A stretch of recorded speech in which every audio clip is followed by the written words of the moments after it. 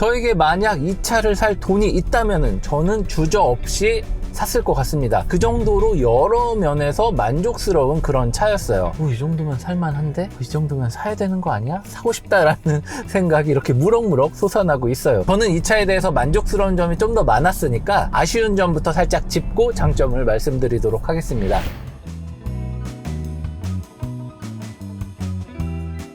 일단 아쉬운 점 첫 번째, 여름에 통풍 시트를 당연히 켰는데 통풍 시트 소리가 굉장히 큽니다. 에어컨 바람 세기 한 3단계에서 4단계 정도의 소리가 통풍 시트에서 나요. 이 차의 전반적인 고급스러움과 정숙성을 위해서 통풍 시트 소리를 좀 줄이는 방법을 고민해야 되지 않을까 싶어요. 두 번째 단점은 전기 모드가 그렇게 친절하지 않답니다. 전기 모드 굉장히 좋아요. 주행 성능 진짜 마음에 드는데 제가 일주일 동안 타면서 대부분을 순수 전기 모드로 달렸거든요.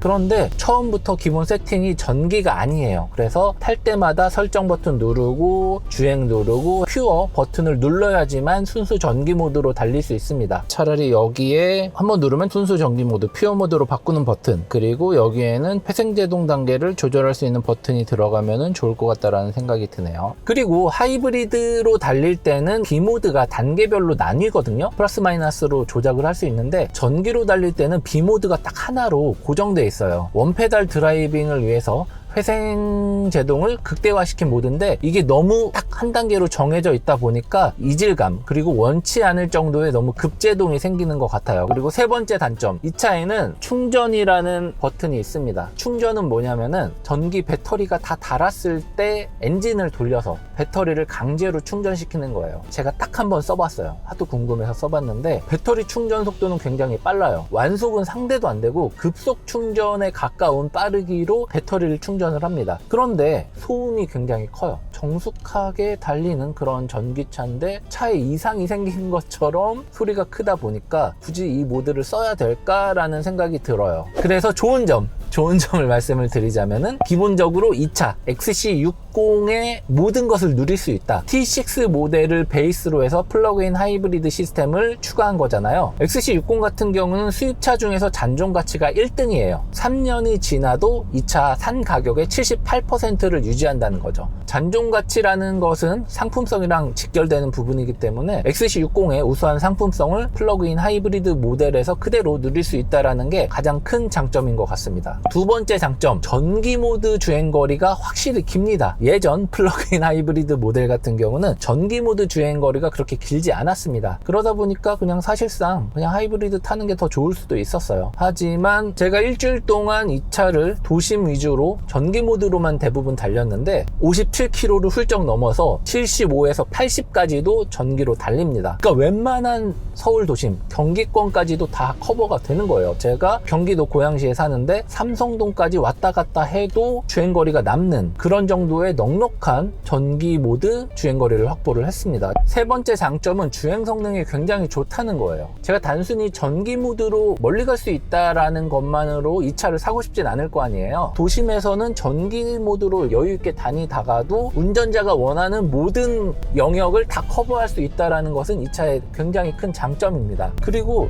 타다가 놀란 게 뭐냐면은 B모드에서의 회생제동 능력도 굉장히 좋지만 D모드에서의 이제 타력주행 능력도 굉장히 뛰어나요. 내가 어댑티브 크루즈 컨트롤을 켰나? 놀랄 정도로 속도가 줄지가 않아요. D모드에서. 그러다 보니까 효율이 당연히 좋아지고 주행 질감도 훨씬 좋은 거죠. 일단은 기름을 넣어야죠. 그래서 회사에서 가장 가까운 주유소에서 기름을 가득 넣고요. 그 다음에 일주일 뒤에 다시 넣을 겁니다. 예, 가득 넣어주세요. 7,000원 밖에 안 들어갔네. 뭔가 죄송하네요. 자, 이렇게 해서 진짜 7,000원 넣었더니 10km 더 가게 나오네. 저희 집까지 한 20km 조금 안 되는데 한번 달려보도록 하겠습니다.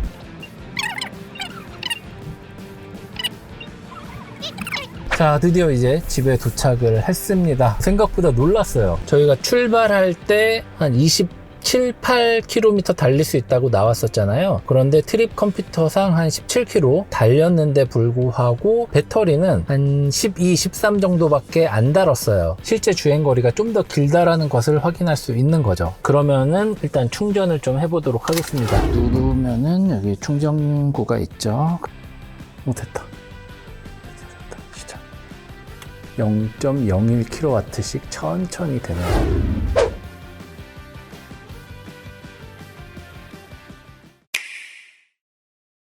네, 둘째 날 아침입니다. 배터리 레벨이 100%예요. 근데 주행 가는 거리가 71km로 나옵니다. 한 14km를 더 갈 수 있다라는 그런 수치가 이렇게 나와 있습니다. 그리고 제가 어저께 연비 주행을 했더니 연료 범위도 630km로 늘었습니다.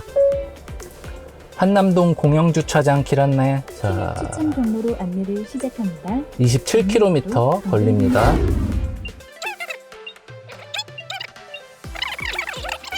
자, 목적지에 거의 도착을 했습니다. 출발하기 전에 목적지까지 한 27km, 배터리는 71km, 70km 달릴 수 있다고 나왔는데 지금 한 650m 남기고 배터리 소모가 한 5 정도, 6 정도, 그 정도 달렸다고 나오네요. 확실히 처음에 이제 좀 과하게 계산됐음에도 불구하고 거기에 맞춰서 주행거리가 상당히 현실적으로 반영이 되고 있는 것 같습니다. 어라운드 뷰가 있으니까 확실히 이런 거에는 편하네요. 여기가 좀 주차하기가 좀 빡셌는데 이런 식으로 해서 충전기까지 도착을 했습니다. 자, 이제 충전을 물려보도록 할게요. 그리고 불이 파란불로 들어왔어요. 그래서 이제 보면은 시간 나오고 충전 속도 나오고 요금 이런 식으로 잘 나옵니다. 미팅을 마치고 와서 다시 카메라를 켜도록 하겠습니다. 이제 회사로 다시 돌아가려고 하는데요. 희한한 거는 충전이 안 됐어요. 분명히 아까 충전이 되는 걸 확인하고 왔는데 지금 충전이 안 되고 있어요. 충전기의 문제인 것 같은데 아무튼 지금 커넥터를 빼고 회사로 돌아가겠습니다. 전기차나 플러그인 타시는 분들은 가끔 이런 경우를 어렵지 않게 겪으실 것 같습니다. 차에 문제가 있다기보다는 우리나라 충전 시설이 조금 오래된 것들은 제 기능을 못하는 경우도 있는 것 같아서 그 부분은 조금 고려를 하셔야 될 것 같아요. 플러그인 하이브리드 같은 경우는 이런 돌발 상황에 대해서 충분히 대응할 수 있는 여지가 있습니다. 보시면 아시겠지만 전기 모드로만 42km 달릴 수 있고 기름으로도 630km를 달릴 수 있어요. 하지만 이제 순수 전기차 같은 경우는 급하게 충전을 해야 되는데 충전기의 문제로 충전이 안 된다. 이러면은 곤란을 겪을 것 같다라는 생각이 확실히 드네요. 볼보가 플러그인 하이브리드를 만든 지는 꽤 오래됐죠. 새로운 XC90이 나오면서 T8 모델을 함께 선보이면서 플러그인 시대를 열었습니다. 그때는 사실 배터리 크기가 지금보다 작았어요. 한 11kWh 정도 돼서 전기 모드로만 달릴 수 있는 거리가 뭐 30대 초반이었어요. 그런데 요번에 새로운 플러그인을 내놓으면서 배터리 용량을 18kWh 정도 수준으로 늘렸습니다. 주행 가는 거리도 30대에서 이제 50대 후반으로 한 80% 정도 늘어나게 된 거죠. 하이브리드가 엔진을 보조하는 역할에 불과하다면은 플러그인 하이브리드 같은 경우는 엔진을 대체할 뿐만이 아니라 배터리가 다 닳았을 때는 하이브리드 모델처럼 변신을 해서 연비를 향상시키는 엔진을 보조해주는 그런 역할을 잘 해내고 있습니다. 물론 배터리 크기가 늘어나면서 단점도 있죠. 차가 무거워지고 가격이 비싸지는 그런 단점도 있는데 볼보 같은 경우는 요거를 좀 똑똑하게 이용한 것 같아요. 차가 무거워진 만큼 엔진의 출력을 높였어요. 볼보 라인업 중에 가장 강력한 주행 성능을 내고 있습니다. 그리고 이거 중요한데요. 배터리 모터만을 사용해서 시속 한 140km까지도 거뜬하게 속도를 낼 수 있습니다. 근데 저는 개인적으로 제가 나이가 40대 중반이잖아요. 그러다 보니까 좀 보수적으로 되는 것 같아요. 이거는 냉정한 평가인데 새로 나오는 전기차보다 지금 플러그인 하이브리드가 상품성이 훨씬 좋아요. 이런 뭐 내장재, 디자인, 고급스러움, 편안함, 안락함 이런 것들이 기존의 내연기관의 고급스러움을 유지하면서 플러그인 하이브리드를 추가한 이런 버전이 오히려 차 좋네? 라는 생각이 들더라고요. 아리야, 재밌는 얘기 해줘. 세상에서 가장 빨리 자는 사람은 누굴까요? 정답은 이미자입니다. 자, 모터그래프에 거의 다 도착을 했습니다. 원래 모터그래프 인스타에 아리아 모터그래프 하면은 못 알아들어갖고 저희가 더 노력해야겠네 막 이랬었는데 모터그래프 되게 잘 알아들어요. 9km를 달렸고 배터리 상황은 이렇게 됐습니다. 자, 오늘도 오늘도 긴 하루를 마치고 퇴근을 합니다. 집에서 회사만 왔다 갔다 하는 게 아니라 일반적인 상황보다는 좀 더 길었어요. 그런데도 집까지 갈 수 있는 거리가 남아있는 것 같아서 저는 좀 마음에 들고요. 물론 플러그인 하이브리드 모델이 당연히 더 비싼데 저는 개인적으로 만족도가 꽤 높습니다. 오늘 하루 약 한 65km에서 70km 정도를 달렸을 것 같은데 그럼에도 불구하고 얘가 진짜 기름 한 방울 쓰면서 이렇게 일상 주행을 커버한다는 게 저는 진짜 솔직히 놀랍습니다. 예전에는 정말 전기로만 달릴 수 있는 거리가 좀 제한적이었고 차 가격이 비싼데 효율은 그 정도 안 나오는 약간은 좀 이제 계륵 같은 모델이었다는 생각이 들었어요. 이번 기회를 통해서 플러그인 하이브리드를 타다 보니까 오히려 이런 차에 지원을 더 많이 해줘야 되는 게 아닐까. 전기차가 요즘에 아무리 잘 팔린다고 해도 전체적인 내연기관 볼륨에 비해서는 정말 작은 수준에 불과한데 한꺼번에 전기차로서의 전환을 할 수 없다라고 하면은 이렇게 플러그인에 좀 더 지원을 해주는 게 전기차 시대를 앞당기는데 조금 더 도움이 될 수 있다라는 생각이 듭니다. 잠깐의 주행을 마치고 이제 집 근처에 도달하고 있습니다. 저작권 때문에 여러분들한테 오디오를 들려드리진 못했는데 뭐 이런 거 있잖아요. 오디오를 샀는데 차가 딸려왔다 막 이런 농담도 가끔 하시는데 바우센 윌킨스 이 오디오 시스템 진짜 좋네요. 제가 지금 전기 모드로만 달렸잖아요. 일반 그 가솔린 모델보다 주변 소음에 민감할 수밖에 없단 말이에요.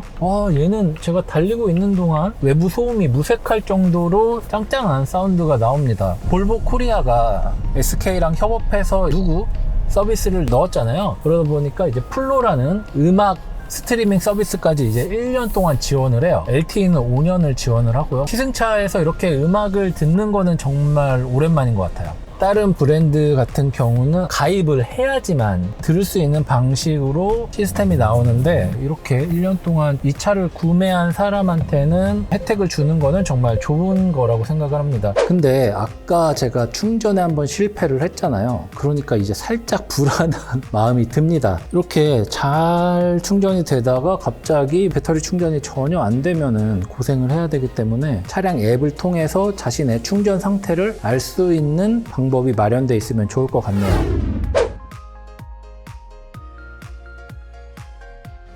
갑자기 돌발 상황이 생겼어요. 여보님께서 서초역에 볼일을 보러 갔는데 데리러 올 수 있냐 없겠냐 라고 해서 서초동으로 가려고 합니다. 제가 봤을 때는 한 여기서 30km 정도 달려야 되는데 충전기를 물려놓은 지 얼마 안 돼서 배터리 레벨이 45% 그리고 배터리로 달릴 수 있는 거리는 31km입니다. 목표를 삼았던 게 기름 한 방울 쓰지 않고 일주일을 한번 해보자 였는데 이게 불가능할 것 같습니다. 그래서 긍정적으로 생각하기로 했어요. 여기 보시면은 하이브리드 모드에 자동 유지 충전이 있죠. 그래서 이 충전을 누르면은 엔진을 돌려서 배터리를 충전시키는 그런 기능이 있어요.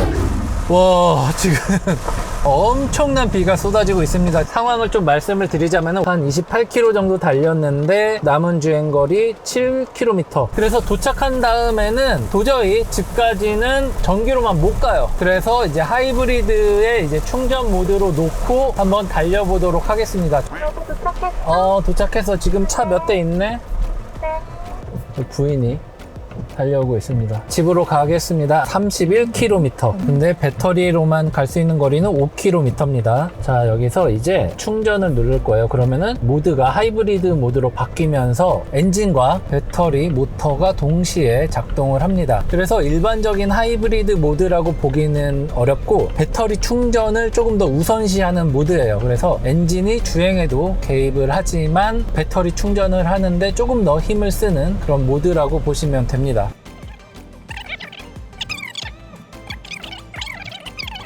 빗속을 뚫고 집에 무사히 도착을 했습니다. 참 신기한 경험을 했어요. 배터리로 주행 가능한 거리가 1에서 0으로 떨어졌는데도 꽤 많이 전기로 가고 그러다가 이제 하이브리드로 싹 바뀌는 하이브리드로 바뀐 다음에도 전기 모드가 순간순간에 충전된 배터리를 이용해서 개입하는 걸 저는 느낄 수 있었어요.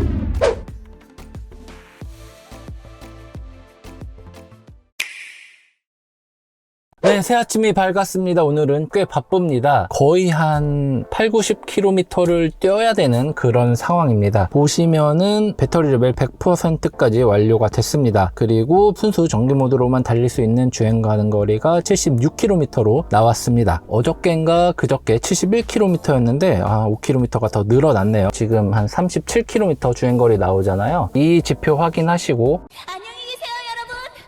긴 하루를 마치고 드디어 집에 도착을 했습니다. 출발하기 전에 한 140km 정도 달린 상태였는데 오늘 도착하니까 221km를 달렸다고 나오네요. 시동을 켠 상태에서 충전잭을 꽂았거든요. 그러니까 자동으로 시동이 꺼졌습니다. 아무래도 시동이 걸린 상태에서 충전을 하면은 좀 위험할 수 있기 때문에 차가 자체적으로 시동을 끈 것으로 예상이 되는데요. 생각보다 이런 디테일, 운전자에게 의도치 않게 생길 수 있는 실수, 그리고 그 실수로 인해서 발생할 수 있는 위험 요소들을 사전에 차단하는 것은 역시 볼보답다라는 생각이 들었습니다.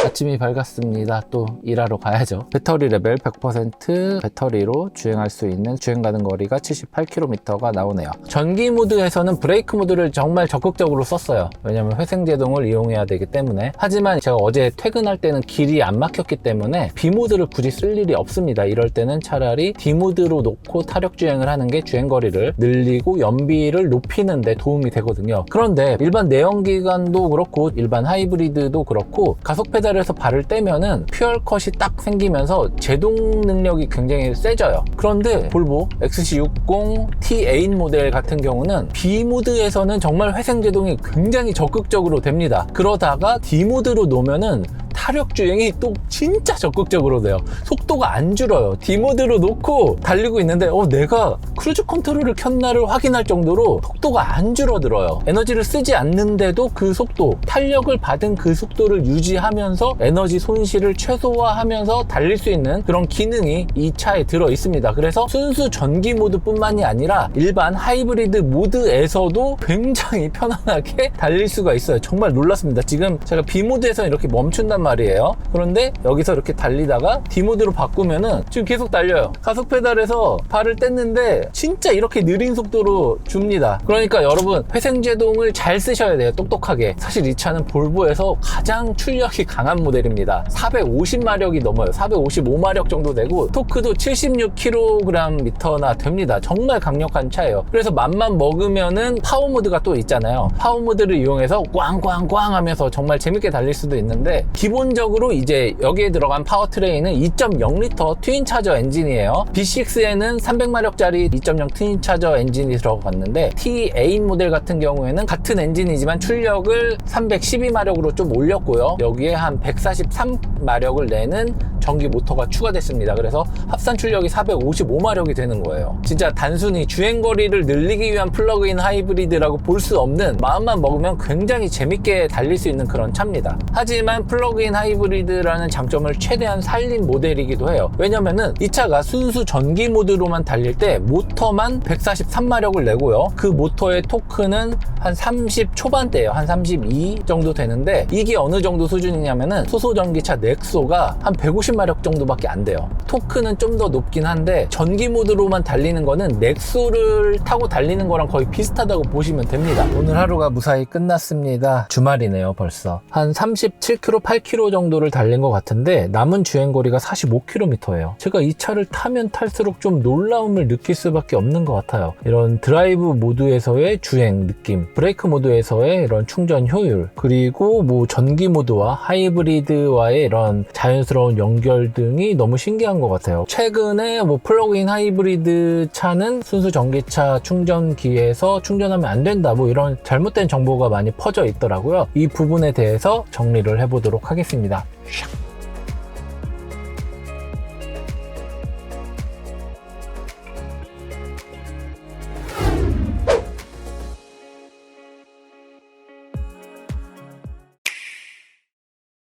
오늘은 주말이어서 사랑하는 와이프와 함께 주말 나들이를 갈 예정입니다. 그래서 지금 보면은 배터리로만 80km 달릴 수 있고 가솔린으로만 500km를 달릴 수 있습니다. 하나, 둘, 셋, 출발! 여기 보면서도 이렇게 고개 돌려서 하나, 둘, 셋, 출발! 여기 보면서도. 하나, 둘, 셋. 제발.